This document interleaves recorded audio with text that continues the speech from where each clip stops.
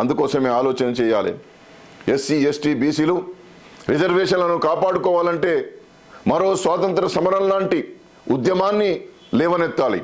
రాజ్యాధికారంలో తమ వాటా తాము ఏనాడైతే సాధించుకునేటువంటి దిశగా ప్రజలు సంఘటితమవుతారో ఆనాడే ఈ సమాజంలో పెను సామాజిక మార్పుకు నాంది ప్రస్తావన జరుగుతుంది.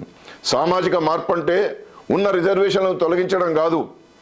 సమానత్వం అంటే అవకాశాలను తొలగించి అందరం సమానం అనేటువంటి ఉట్టి మాటలు చెప్పడం కాదు. సమానత్వం అంటే సమానంగా ఫలాలు అందరికీ అందడం. ఈ అంతరాలు ఎందుకు పెరిగిపోతున్నాయి సమాజంలో?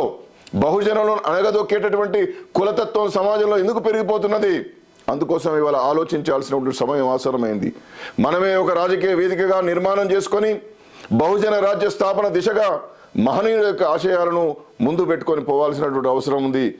బహుజన యువత ఆలోచించండి అని చెప్పి నేను మీ అందరికీ కూడా మనవి చేస్తా ఉన్నా.